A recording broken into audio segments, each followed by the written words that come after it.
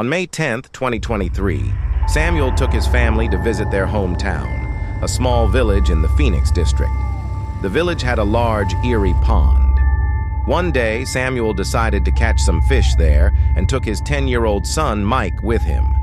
Mike sat under a tree, playing, while Samuel tried to catch fish. Suddenly, the sky turned dark and stormy. The once calm pond seemed to come alive as dark clouds gathered overhead. Samuel noticed ripples on the pond's surface, even though the air was still. He thought it might rain heavily, so he decided to leave. As he turned to go, he felt someone standing behind him. A cold shiver ran down his spine. When he turned around, he saw a shadowy figure with glowing eyes. Fear gripped him. He quickly told Mike to run away. Mike watched in horror as the shadowy figure emerged from the water, shifting and twisting like smoke. It grabbed Samuel, dragging him into the pond. Samuel's screams echoed, then stopped. Terrified, Mike ran home and told his mother what had happened. The police came and searched the area, but Samuel's body was never found. The pond seemed normal, almost mocking them. What really happened to Samuel? Did he die, or was he kidnapped? To find out, watch the video until the end. If you're new to our channel, please subscribe to Gen Z Horror Stories and join our family. Now, let's begin the story.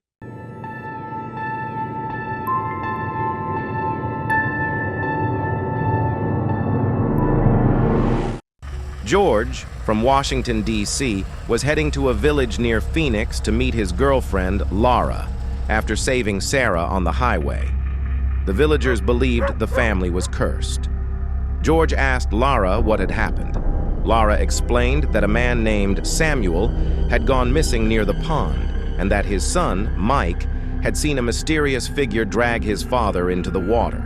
Despite extensive searches, the police and villagers couldn't find Samuel's body. George wondered if Samuel had escaped or if someone had kidnapped him. The villagers believed in a curse. Lara explained that 2 years ago, a similar incident happened with Samuel's brother, Stefan, who also went missing in the pond.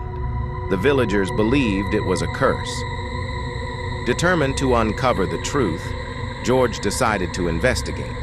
Lara suggested he go home while she visited Samuel's family.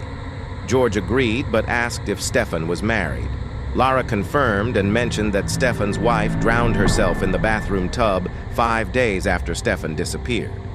George asked why, but Lara didn't know. George visited the pond to search for clues, but found nothing. The water's surface remained eerily calm, hiding its dark secrets. He met Samuel and Stefan's father, Alexander, and suggested talking to Mike. Mike, traumatized, refused to speak. George noticed Mike's drawings, which depicted a girl sitting by the pond. When asked, Mike said nothing, but his eyes conveyed deep fear.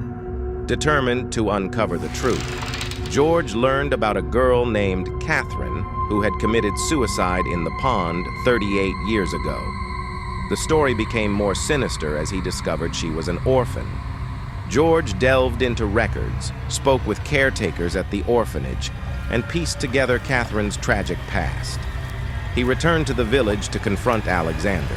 George asked if Alexander knew anyone named Catherine.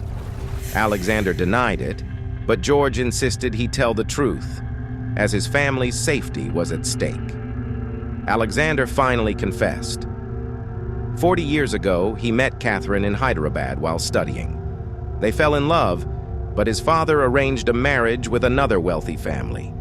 Fearing to defy his father, Alexander killed Catherine by pushing her into the pond and married the girl his father chose. Catherine's spirit, seeking revenge, was now targeting his family. As George and Alexander spoke, the atmosphere grew tense.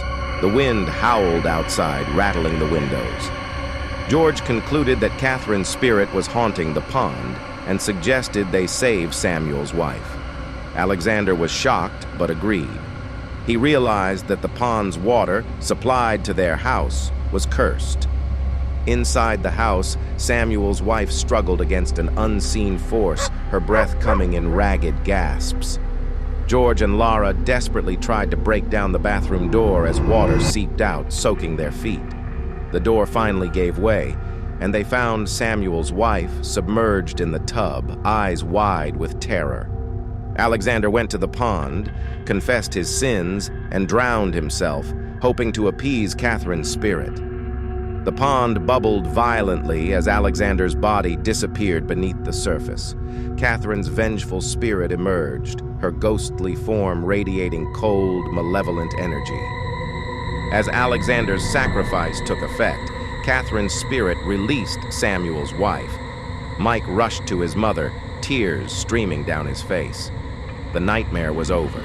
Catherine's spirit, now at peace, dissipated into the air, leaving the pond tranquil once more. George and Lara stood by the pond, the morning sun casting its light on the still water, a sign that the curse had been lifted. The villagers, hearing of the events, gathered around the pond, murmuring prayers for their lost ones. Mike thanked George for saving his mother, his voice trembling with gratitude. The end.